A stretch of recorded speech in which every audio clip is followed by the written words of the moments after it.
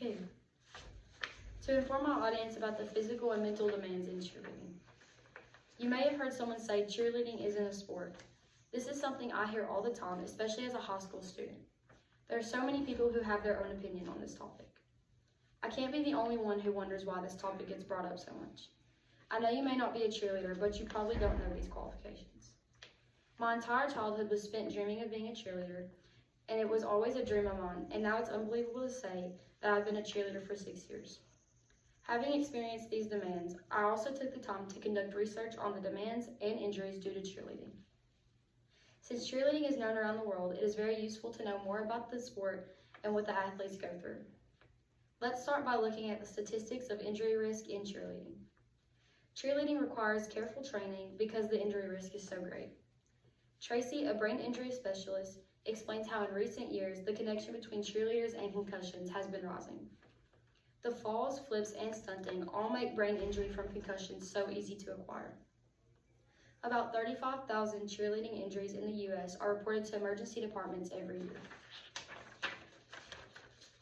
Cheerleaders obtain injuries that are so urgent they need to be treated immediately.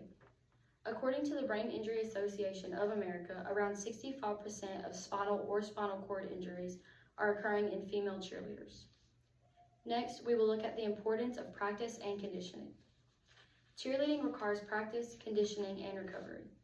Scholar, a collegiate cheerleading trainer, tells how certain training and rehab methods are needed for the cheerleaders' different skill levels.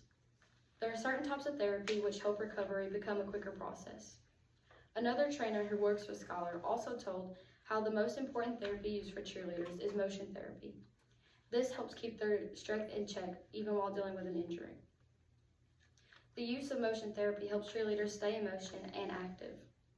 According to EW Motion Therapy, cheerleading is a mix of athleticism, rhythm, and working together. Now we will pay attention to the mental aspects of cheerleading. Cheerleading is more than just a physical sport. Cheerleaders are also put through mental challenges. Debbie Love is a competitive cheerleading coach, and she thinks that coaches should help increase a cheerleader's self-esteem rather than to bring it down. The mindset needed for cheerleaders to continue to grow is often overlooked. Cheerleaders need to also take time to teach themselves how to use a positive inner voice rather than to criticize themselves. You have to believe in yourself and look for a positive outcome in order to continue to grow and get better. According to the Cheerleading Conditioning Academy, we have to help these athletes grow instead of letting them fall back. Finally, we will focus on all the main points in this discussion. As we reach the end of the physical and mental aspects discussed, I would like to review them all. In summary, cheerleading requires careful training because the injury risk is so great. Next, the recovery, practicing, and conditioning aspects of cheerleading all take time and special attention. Lastly, cheerleading is more than just a physical sport. The mental aspect takes more training than the physical.